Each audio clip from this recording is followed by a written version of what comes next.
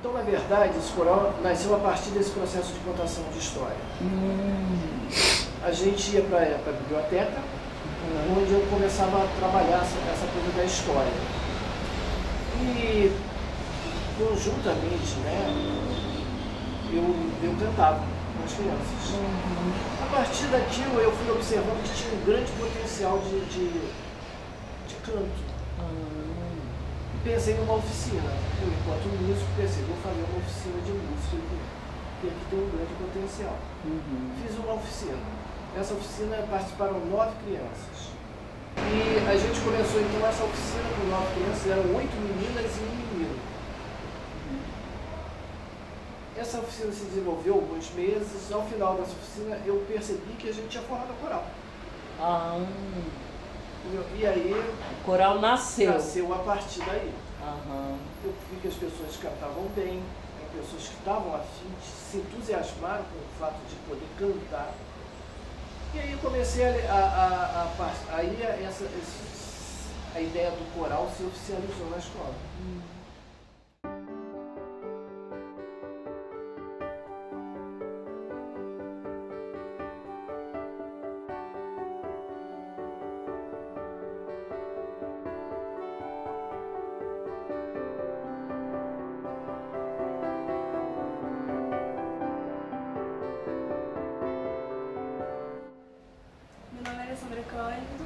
Eu, primeiramente, tive aula sobre histórias com ele. Sim, eu tinha 6 anos, minha irmã já fazia parte do coral e para ficar junto dela, eu acabei entrando também e depois disso nunca mais saí. Meu nome é Lara e eu entrei no coral por causa das minhas irmãs. Elas entraram e eu queria fazer tudo que elas faziam. Eu entrei e estou aí. Surgiu a primeira apresentação do coral 1 ano depois. Mas nesse ínter nós tínhamos grandes dificuldades. Dificuldade com o horário, não existia um horário de ensaio na escola. As professoras, de uma certa forma, boicotavam o coral porque elas achavam que estavam tirando o aluno de uma coisa importante, que era a sala de aula, para fazer uma coisa que não era importante, que era coisa para se guardar debaixo de 7 chaves. E o coral cantava. Dentro do coração, assim falava a canção que na América ouvi. Mas mesmo assim a gente foi tocando, ia fazendo uns ensaios assim, trocados, sem dias marcados, nas brechas, horário de folga, intervalo de uma aula para outra, horário de recreio. 1 ano depois surgiu a oportunidade do coral estrear, cantando lá na própria escola, num evento que eu não me recordo mais. E aí deslanchou. Aconteceu no encontro de corais, concomitantemente, né, no estado do Rio inteiro, estava surgindo muito forte essa coisa do coral na escola. Não foi um incentivo, foi uma coisa espontânea. E, na verdade, eu não consigo me lembrar de ninguém me incentivando para estar fazendo coral na escola. Eu já cheguei com essa ideia na escola. Mas a verdade é que aconteceu. Esse encontro, a gente foi para o encontro e o sucesso que a gente fez nesse encontro foi muito além do esperado. E isso deu um gás muito grande. Nessa época, quando a gente foi para esse encontro, com 13 pessoas. Aí a Alessandra já estava lá no encontro de corais, a Lara entrou. Porque o coral era pequeno, a gente não tinha grandes arranjos, cantava em uníssono, essa coisa toda. E eu comecei a ensaiar, ensaiava no quarto com as crianças, e eu percebi que a Lara tinha 5 anos, e ela cantava todas as músicas, ela conhecia todas as músicas que a gente cantava, porque ela ouvia as irmãs cantando no carro. E ela cantava afinadíssimo. Eu falei, essa menina aqui vai dar pé. E botei lá a Lara, assim, no fogo. Ela foi lá, cantou, e a gente fez muito sucesso, foi maravilhoso, se amarrou, e nós também, foi uma grande experiência, né?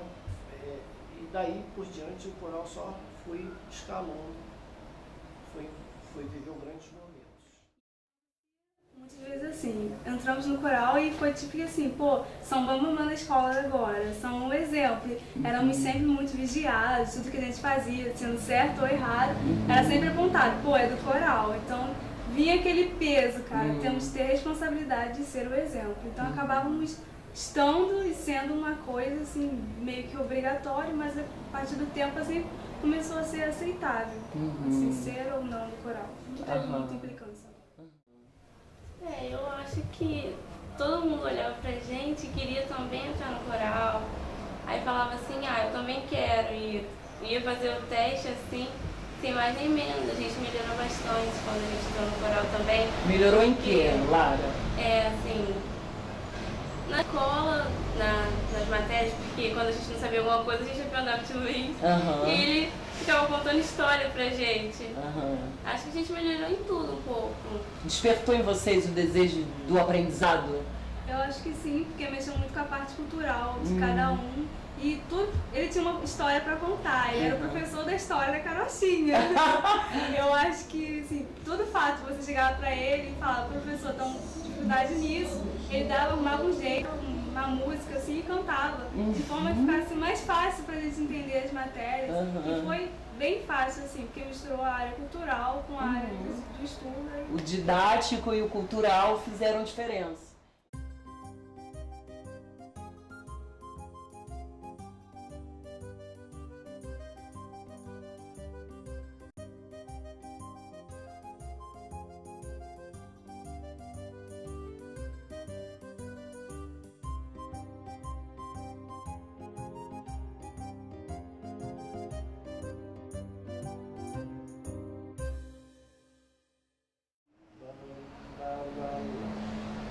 Senhor capitão, espada na cinta, ginete na mão.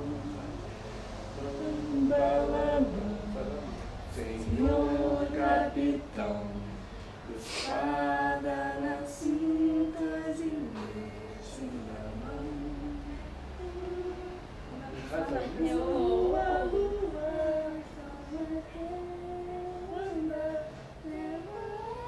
Mais alto.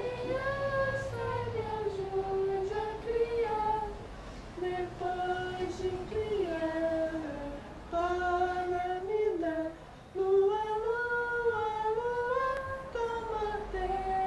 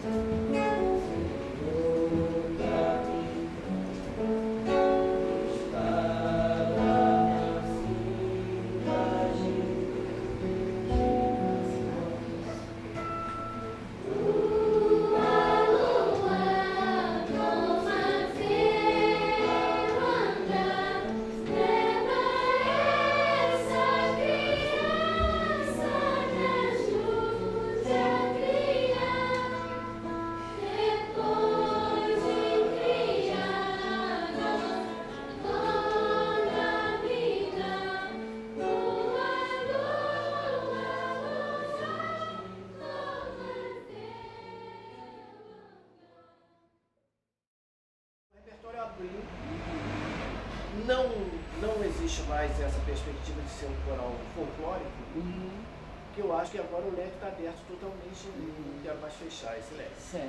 A gente vai sempre trabalhar com um objetivo de focar a cultura brasileira. Essa você vai me falando de conceito, né? O meu conceito de trabalho é a cultura brasileira. Quanto mais brasileiro, melhor. Porque existe um estímulo, existe um grande estímulo de todos os meios, as mídias, para que a cultura regional ela fique em segundo plano em função, em detrimento da globalização, de uma cultura globalizada. Não é que essa cultura globalizada não nos interesse, nos interessa sim, nós estamos no mundo, a gente tem que estar vivendo isso. Mas é que acontece que ela não faz sentido para nós sem ter a raiz das nossas referências. Nossas referências culturais. Nós somos brasileiros, só somos brasileiros porque temos essas raízes. Cirandeiro, cirandeiro, ó, a pedra do céu, anel brilha mais que o sol. Ó, cirandeiro, cirandeiro, ó, a pedra do céu, anel brilha mais que o sol.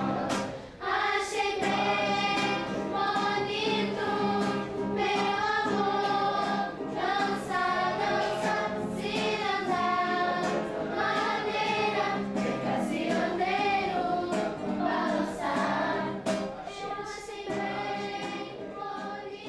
Eu acho que está evoluindo as pessoas assim, porque antes era só música, a gente aprendia o básico da música, o básico do canto, e viemos aqui com Independência Arte e juntou a parte teatral e a parte da literatura, que era um trabalho que já era feito, mas não tão aprofundado como está sendo feito aqui, e que vai ampliando a nossa mente, não só dentro da música nem do teatro, mas de parte cultural. Então está evoluindo sim, não só a gente aqui dentro, mas lá fora também vai fazer bastante diferença.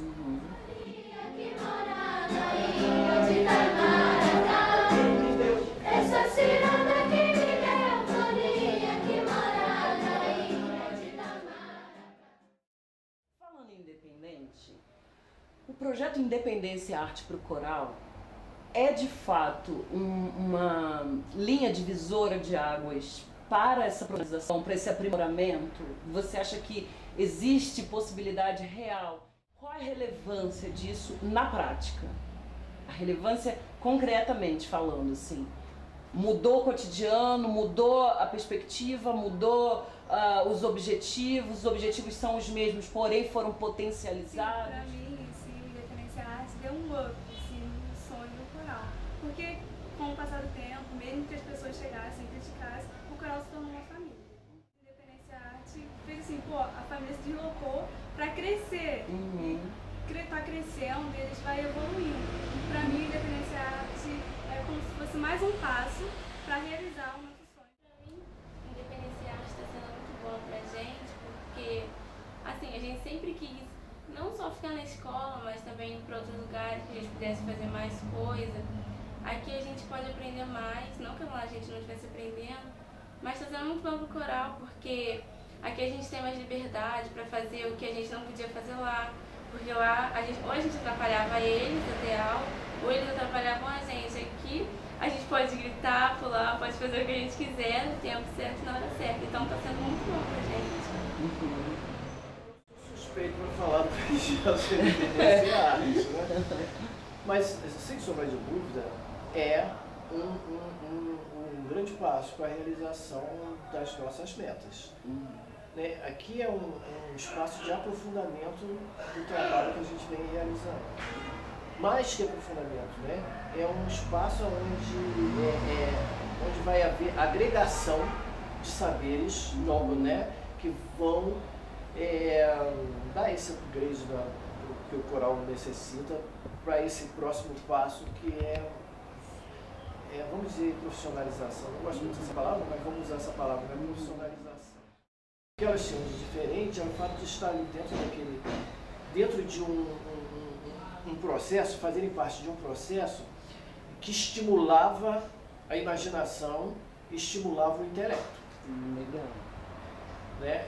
Obviamente isso desperta, isso de uma certa forma aumenta, maximiza a questão cognitiva. Então se aprende melhor se você está se sentindo melhor. Né? Ali se criou um ambiente de prazer. E isso, por incrível que pareça, nós estamos no século XXI, as escolas ainda têm um grande problema com o prazer. Nossa sociedade tem um grande problema com o prazer. Tudo que é prazer tende a ser mal, diabólico, enfim, né? Coisas que não são boas. Prazer não é bom. Não está vinculado a compromisso nenhum. Né? O importante é sacrificar, sofrer, entendeu? Esse tipo de coisa. Quando as pessoas começaram a observar que esse grupo estava conseguindo coisas com prazer, isso gerou um comportamento meio hostil. Eu me lembro de uma vez que uma diretora falou que essas crianças do coral parece ter um rei na barriga. E eu chamei a atenção para ela, a gente trabalha a autoestima. No primeiro encontro, a música que foi treinada para cantar todos os corais juntos foi Aquarela do Brasil. E a Aquarela do Brasil passou a ser então um foco, um ponto que a gente começou a estudar MPB. Fez uma na revolução, invadiu meu destino, a paz, como aquela grande explosão de uma bomba sobre o Japão, fez nascer um Japão capaz.